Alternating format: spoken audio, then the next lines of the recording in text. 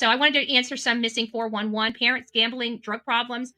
I don't know if they. I believe that they both have alcohol problems. I think that that's one box in the wrong direction for them. I don't know about the gambling. I do know that they apparently like the Mary Jane. There was evidence of Mary Jane in their possession that I know for a fact, without a doubt, that it was Mary Jane, the rosebud kind of form of Mary Jane, and so we know that. I don't know if she just didn't go to work and she could get away with it, because I would think that anybody that works for Brinks would be getting drug tested, but who knows? Who knows?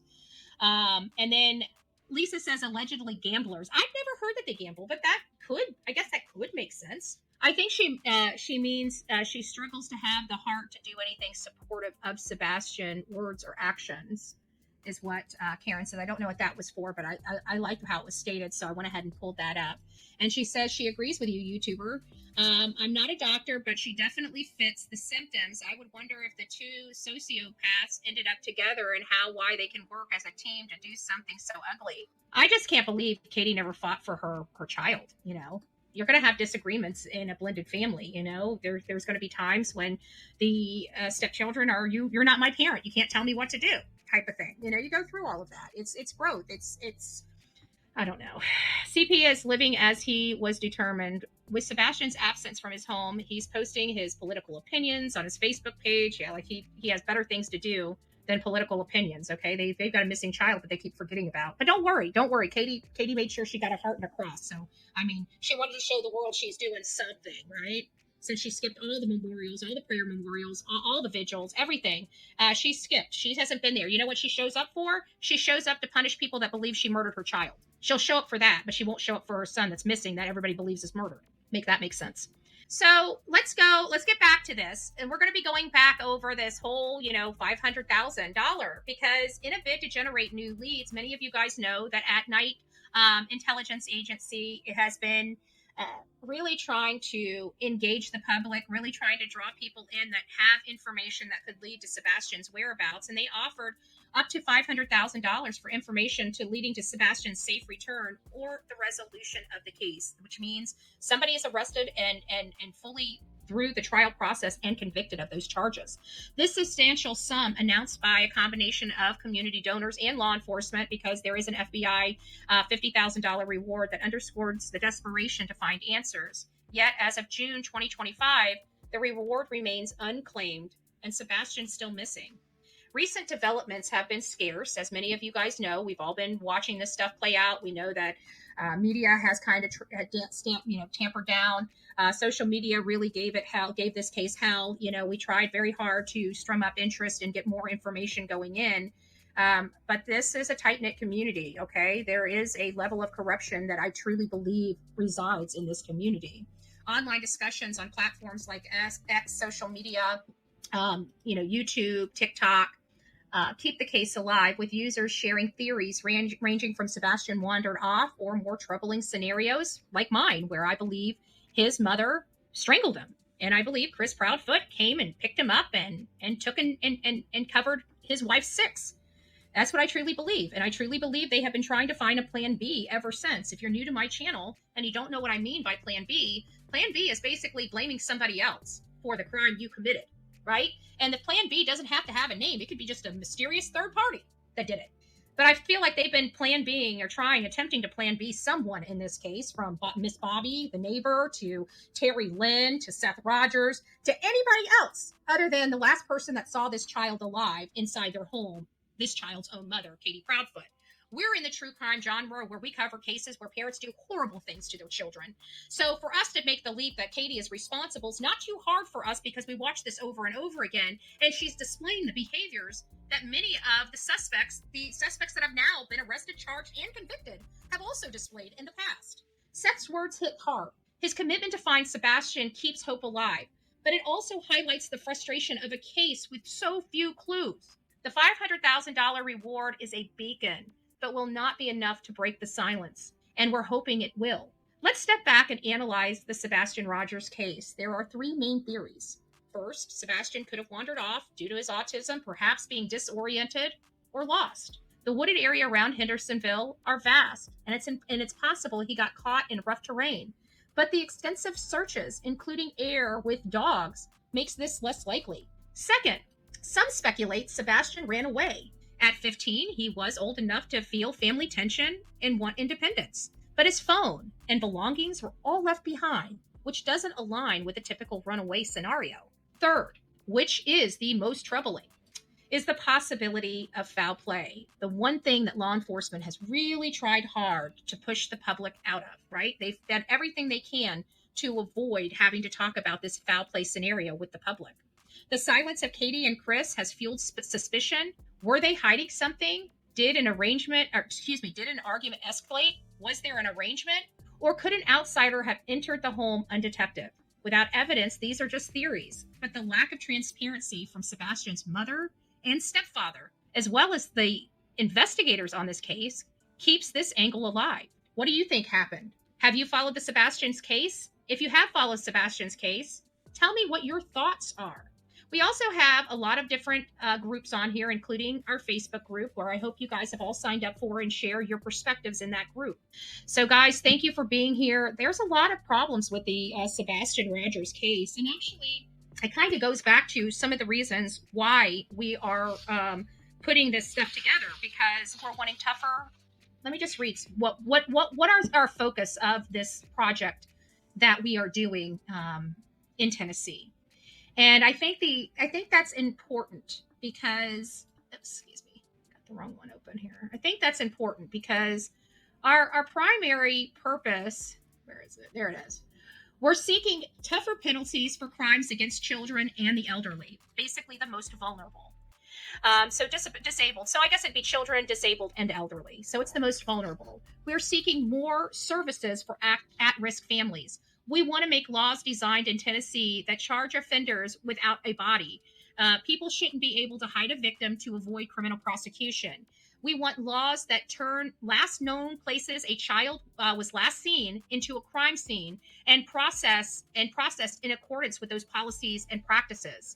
So that really is the primary purpose, the four key goals of this project that we are wanting to do in Tennessee. And I've already got our timeline worked out here for what we're going to need. And I've already got a list. I started working on a list of sponsors because we're going to need sponsors. The reason why I'm looking at these sponsors, and I talked about sponsors, is because an event like this does actually cost money. It costs a lot of money, okay? It costs anywhere between $5,000 to $10,000 to set something like this up, and that's on the lower end, okay? So obviously, I want people sponsoring that, right? I don't want to pay. We're putting our time and effort into setting this all up and getting people in to have this message. And there are ways we can advertise with sponsorships and get those costs covered, either in real hard cash that will go over to be, to rent equipment like the lectern, the podium that needs to be there, the tents, the seats, the tables that need to be up and stuff like that. So all that has cold hard costs to it that have to become up. And since we're leading this, obviously those costs are going to be bared by this channel. So the best thing we can do is start making cold calls and getting some type of sponsorship. Okay. And that's why, so I've already started lists on sponsorship. I'm working on engagement letters. This is not the first time I've done this. So I've had to go back to my policies and procedures from years ago and get some notes on how I did stuff in the past. And so this is how I did in the past. And I did some preliminary research on who I think would be willing to sponsor something like this and how they, how to approach them. So I've done some preliminary work on that. It's just getting, and then I've got the engagement letter that I've already drafted. So, once we get the committee, we'll be delegating, like, we need these emailed to this, we'll have a standard letter and email for you. So we'll figure all of the nuts and bolts of that. But where's my time? I know I put a timeline on here somewhere. Where is it? So I think within the 90 to 120 days should be adequate, because we need about a total of 8 weeks just to set up and get approval for the event to be hosted at the governor's mansion. So we may have to take an outer lying property, public property, away from the governor's mansion, depending on what's all involved in that and how much the application fee is. And the event fee will be But we'll get all that worked out. But it's going to be a fully transparent thing. This is not going to be decisions I will be making. That's why I'm setting up the committee, because obviously it's going to be a group effort and it's going to be group decisions that will need to be made. It makes it a little easier because you got different people processing things differently. And if we come down to a situation where we don't know whether we should include it or exclude it, then you got, a few people saying, giving their perspectives, then we can have a vote, and whatever the vote is the vote of the people, right? It's the vote of the committee. So I think that will be good. I just want to make sure we know that we are doing this for the children, okay? When we do things for the children or by this channel, we want to be in the spotlight with the right foot and the correct approach, okay? We are coming from a place of love. We have integrity and dignity on this channel. So it's going to be very, very upsetting if we have somebody on this channel that shows up and makes an ass out of themselves, okay? I don't want to debut you on my show as being the a-hole of the crowd, okay? I will. If you don't know who I am Bullhorn Betty, and just when you think I won't do something, you're wrong. You're wrong. So if you come there with grateful hearts, okay? Because there's a lot of people in a lot of worse positions than we are, right? We have the ability to do this. The people that we're doing this for have their hearts shattered. Their worlds are black. And we want to put a little sunshine out there. So we don't come here with hateful hearts. We come here from a place of wanting help. And we're asking for the help. And we're not mean, right? Who wants to help somebody being nasty, right? Nobody. Nobody wants to help somebody being nasty. We're coming here for these politicians to hear our voice, to uplift these children and these victims, and to say, we've got a huge problem here and we need to find ways to fix it. Here's some of our solutions, right? That's how we do it. It's very dignified, and it's what our Constitution wanted when they gave us the opportunity and the privilege to have that, to be able to open our mouth, to be able to protest, to be able to gather, to be able to raise our voices. It is to affect change. So the venue location, obviously the governor's mansion, that all this is to be determined exactly peacefully. That is peacefully and lovingly, right? We're doing this from a place of love. We're doing this from a place of concern and a place of wanting to make sure we leave something a better place than when we found it. So I've got Bill Lee's contact information. I got a few other politicians' contact information that I've already discussed. Like I said, I want this to be a bipartisan type of event. I don't want it to be right or left. I want it to be, this is for the children, this is for the victims, and what we as humanity in the United States are going to do to help that effort. Okay? So anybody, right, left, doesn't matter. If you think that they're tough on crime and they support child advocacy, we want them on the list. Okay? We want them on the list. This might be a great opportunity to display some unity in Tennessee as well, because this is a common goal for all involved. I would hope. All right, guys, thank you for allowing me to bend your ear, but we're off to a great start. We will get the details of the event, the date, the time, everything you guys will need. Plenty of time to make whatever arrangements you need to make to be there. So if you need to get some vacation time, permission from your employers and stuff like that, we'll give you plenty of time to make those arrangements. Do you need to change schedules with somebody to be here without having to take vacation times? You're going to have plenty of time to make those arrangements in advance. Plenty of time in advance that if you want to be here at this great event, you will have the opportunity to be here. This is going to be much different than what we've done for true crime in the past. This is going to be more of our political style of doing things, because we're kind of in the political realm of where we're going with this cause. We're about to be on the governor's door knocking, okay? So we have to pull out the political peace offering book to get all this stuff, to get this stuff done diplomatically. Okay, well, we're off to a great start, and I know everybody will love us and everybody will love our cause. And that also reminds me, we need people. This is one thing I forgot to put on the list. Somebody remind me. We need people, volunteers for setting up, and we also need volunteers for cleaning up. Okay, if you want to do both, I'm not going to stop you. We need all hands on deck for this project.